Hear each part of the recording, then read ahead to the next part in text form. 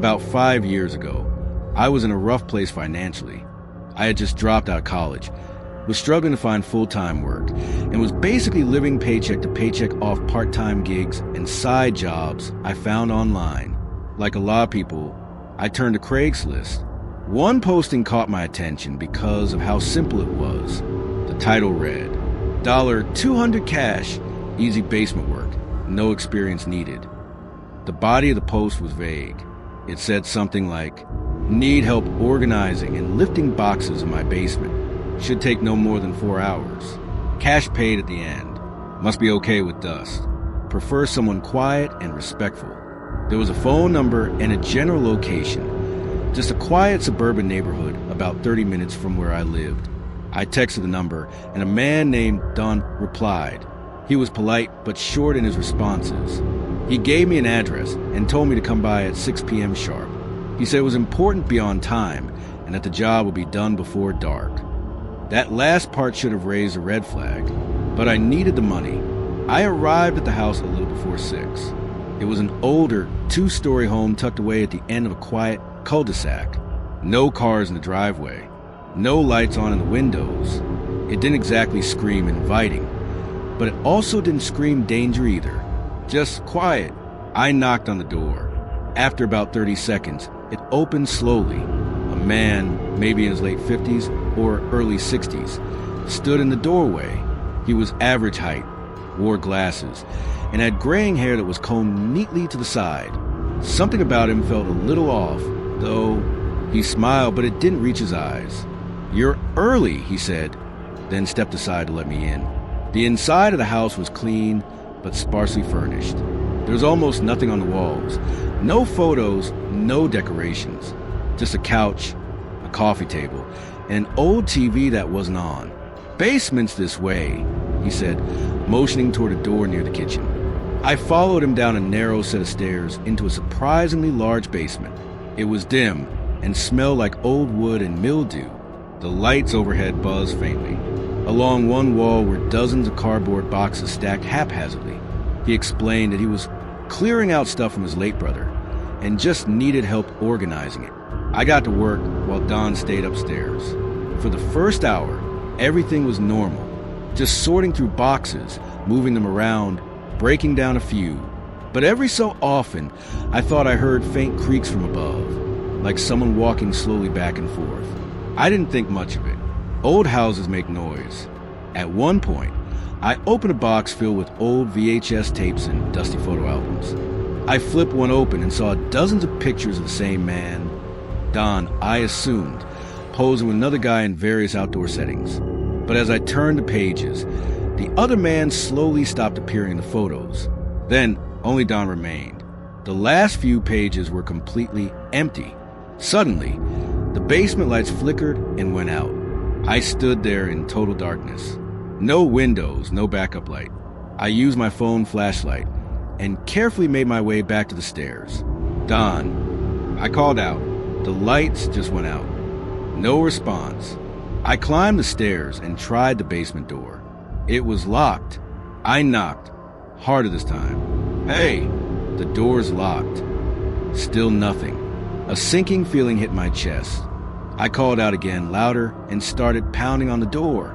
After a few minutes, I heard footsteps above me, slow, deliberate. They stopped right outside the basement door. Then silence. I stood frozen, waiting for the door to unlock. Instead, I heard the unmistakable sound of a deadbolt clicking into place. He had already locked it. That's when I decided I wasn't going to wait. I scanned the basement for another way out and found a tiny, rectangular window near the top of the far wall, barely big enough to crawl through. I stacked a few boxes, climbed up, and managed to wedge it open. The air outside was cold and smelled like rain. I pulled myself through, scraped my arm on the way out, and dropped onto the grass in the backyard. I didn't look back. I ran. When I got home, I tried calling the number Don had used to text me. It was disconnected. I reported the incident to the police, but there wasn't much they could do. I hadn't technically been held hostage. There was no proof of crime, and I had left without injury. They said the address I gave them didn't show up in their system as having a current resident by the name of Don. A few weeks later, I checked Craigslist again. The same post was back up, same wording, same location, just a different phone number. I flagged it immediately. I don't check Craigslist for jobs anymore.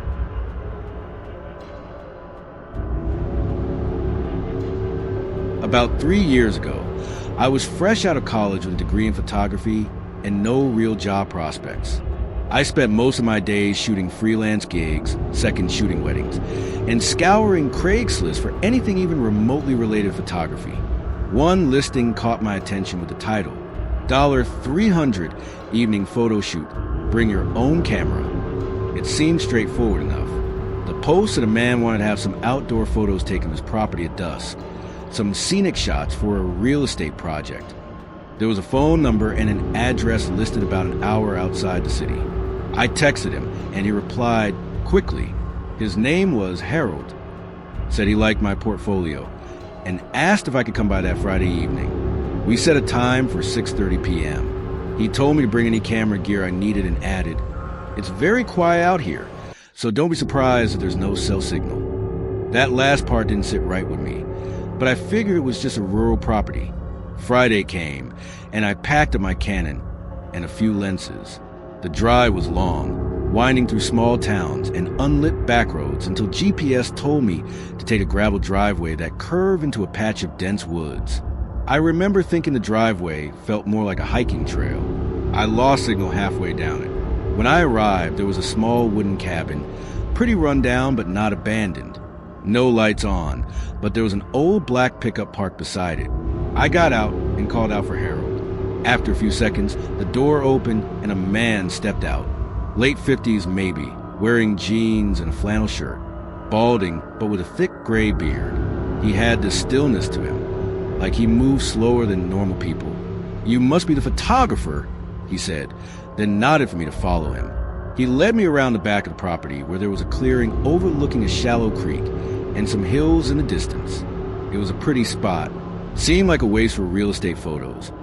But I started taking a few shots anyway. Then Harold said something strange. "Try to get the light just right. My brother always hated when I looked too dark in pictures." I looked at him, confused. "Is your brother going to be in the shots too?" He didn't answer, just smiled and said, "Just keep going." I snapped a few more photos, trying to finish quickly. The vibe was starting to feel off. Harold stood behind me the whole time, too close. I could hear his breathing. At one point, I asked if he wanted any portraits. He said no. Said he hated how he looked on camera. As the sun started to set, I told him I had enough and started packing up. That's when he said, "You haven't taken the indoor ones yet." I paused. "Indoor shots." "You didn't read the full post, I guess," he muttered. Said I needed some inside too, of the old stuff, for insurance. I hesitated, but figured maybe I'd missed that part. He led me inside the cabin, and immediately the air felt heavier. It smelled like dust, old wood, and something metallic like rust or dry blood. There was barely any furniture. A dusty table, one chair, and an old coat rack. No photos, no decorations. He walked into the next room, saying, "The antiques are back here." I followed. The room had shelves of random junk. Old clocks, rusted tools, a few wooden boxes. He told me to take a few shots of everything. So I did. The whole time, he just stood behind me, watching. Then I noticed the door at the back of the room. It was closed, but there were scratch marks near the handle. Not animal scratches. Fingernail scratches. "Is that part of the shoot too?"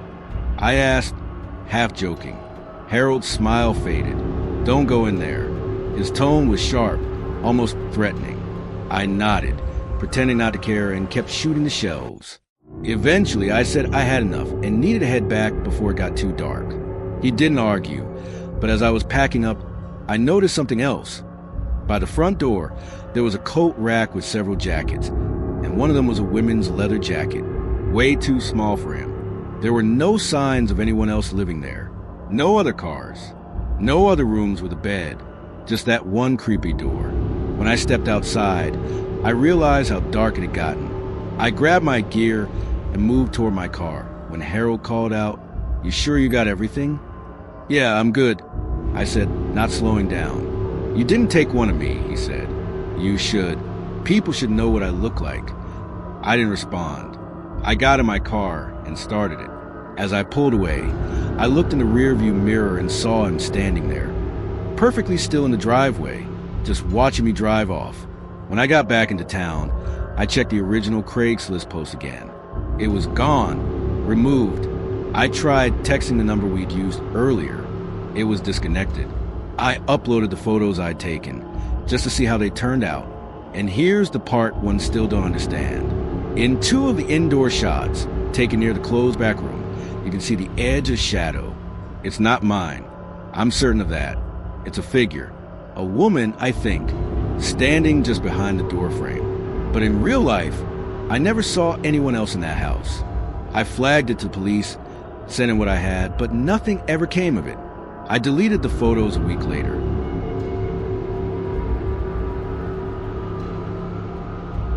About 3 years ago, I was doing freelance music production to supplement my income. I had a small home set up, nothing fancy, but it got the job done for vocals and beats. I'd occasionally advertise studio time on Craigslist for indie artists, offering a few hours of recording for cheap. Most of the time, it was rappers or singers trying to build a portfolio. Nothing too out of the ordinary. One weekend, I got a text from a guy named Andre in response to my ad. He said he was visiting from out of town and wanted to record some spoken word tracks. His messages were polite, but vague. He didn't ask many questions, just said he'd pay cash and want to come that Sunday night. I was hesitant because I normally didn't take late night bookings with strangers, but the guy offered double my usual rate and said he'd only need about 2 hours. Money was tight, so I agreed. He arrived around 9:30 p.m. I live in a 2-bedroom apartment in a quiet building on the edge of town. My studio was just a spare bedroom I'd soundproof with foam panels. When I buzzed Andre in, I looked through the peephole and saw a tall man in a dark hoodie standing under the hallway light. He was alone and holding a small duffel bag. When I opened the door, he smiled politely but didn't offer a handshake or much small talk. He walked in slowly, eyes scanning the apartment. "You live alone?" he asked casually. It caught me off guard. I lied and said my roommate was out getting food. He nodded like he already knew the answer. Once in the studio room, he sat on the stool by the mic and pulled out a beat-up notebook. I expected lyrics or spoken word poetry. Instead, the pages were filled with tightly written paragraphs, long-winded monologues. He asked if I could just hit record and let him read without interruption. "Sure," I said, and hit record. His voice changed immediately. He began reading with this deep, unsettling calm, almost hypnotic. But the content of what he was reading wasn't artistic. It was disturbing, detailed descriptions of violence. Not fantasy or metaphor, real clinical accounts. The first one described breaking into a home. The next, following someone in a parking lot. Each one more graphic than the last. I thought maybe it was a character piece or some twisted creative project. But it didn't sound like a performance. It sounded like confession. At one point, I stopped the recording and asked, "Hey man, just curious, is this for something specific?" He looked at me for the first time since we started. "It's documentation," he said. "I want a record of everything before I leave." That line sent a chill down my back. I tried to keep calm and laughed nervously. "All right, let me just check the levels real quick." I stood up and stepped out of the room, pretending to fix a cable. Instead, I went straight to the kitchen and quietly slid a knife from the drawer. My phone was in the bedroom, charging. I didn't want to risk going back down the hallway in case he noticed something was off. I figured I'd wait a few more minutes, then make an excuse to end the session early. But then, I heard him stop reading. Footsteps followed. I stepped behind the kitchen counter and gripped the knife. He emerged from the hallway slowly, notebook still in hand. He was staring straight at me. No expression on his face. Just this blank, unreadable stare. "I think I'm done," he said flatly. "You can keep the cash." He walked past me, opened the front door, and left without another word. I locked the door behind him, bolted it, and immediately grabbed my phone. I didn't call the police. I didn't know what I'd report. There hadn't been a crime. Nothing had happened, but I was shaking. I waited about 20 minutes, then went back to the studio room. The mic was still on. The recording was still running, but the notebook was gone. I played back what he recorded, and my stomach turned. The last entry was dated with that night's date, and the final line he read aloud was, "And the last place I visited tonight was a small apartment just outside town, 2 bedrooms. The producer lives alone. He doesn't know yet, but I've already picked a lock to his building's back entrance." That line wasn't in the recording while I was with him. He'd added it after I stepped out. I checked the back door to my building. Sure enough, someone had propped it open slightly with a folded piece of cardboard wedged at the bottom. I called the cops immediately. They came, checked the building, and didn't find anyone inside. I handed over the audio file. They took it seriously, said they'd start an investigation. But Andre, or whoever he was, never used a last name. The phone number disconnected the next day. The Craigslist ad was gone. To this day, I don't know if it was some elaborate scare tactic or if I narrowly avoided something worse. I upgraded the locks and cameras around my place after that. Stopped doing late-night bookings. Stopped posting on Craigslist altogether. But sometimes, when I walk to my car in the early morning, I still check behind me, just in case he's not done documenting.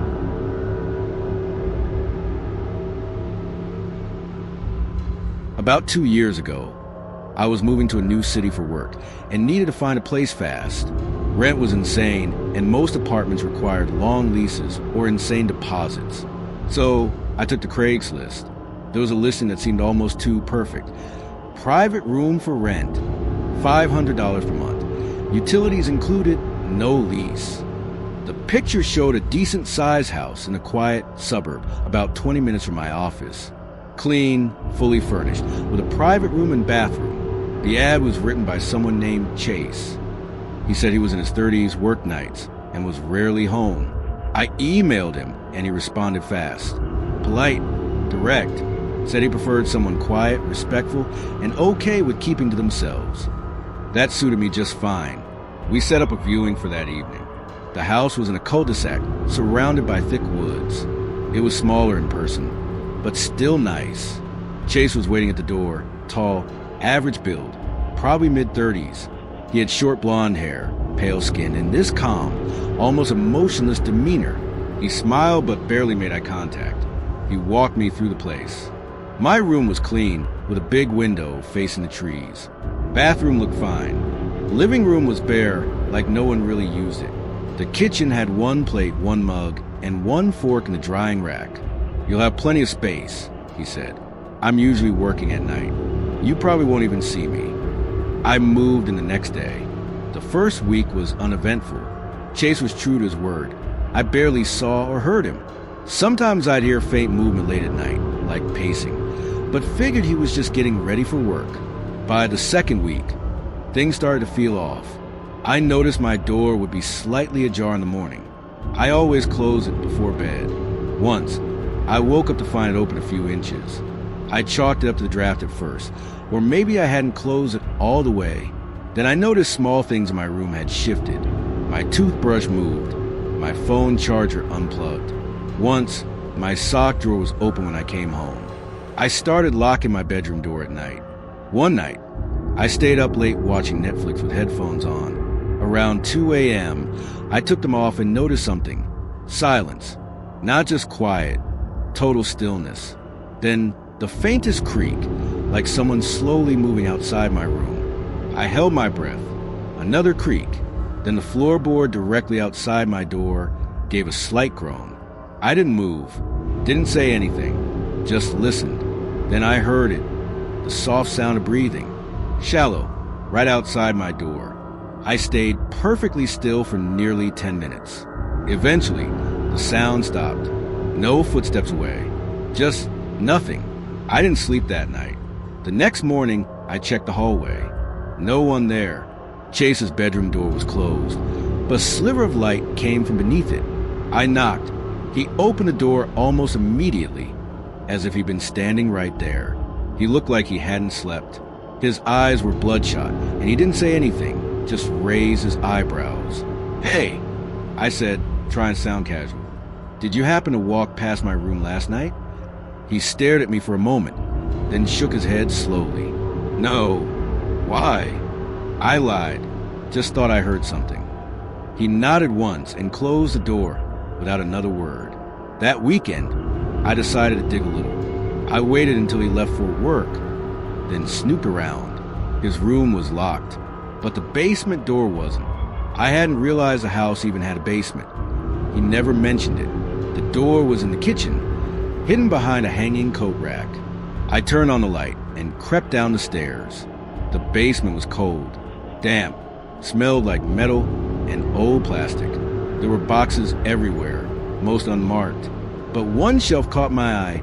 Neatly arranged were dozens of phones, chargers, small items, wallets. I stepped closer. Each wallet had a photo ID tucked in front. All young men, all in their 20s or 30s, all roommates. I found a shoebox with a stack of folded Craigslist ads, all for room rentals, all posted by Chase. My stomach turned. I bolted upstairs, grabbed my things, and left without even closing the door behind me. I didn't call the cops right away. I don't know why. Maybe I was afraid they wouldn't believe me. Maybe I just wanted distance. But I kept checking Craigslist every few days. A few weeks later, I saw a new post. Same house, same wording, different name. Easygoing night shift worker looking for a quiet roommate.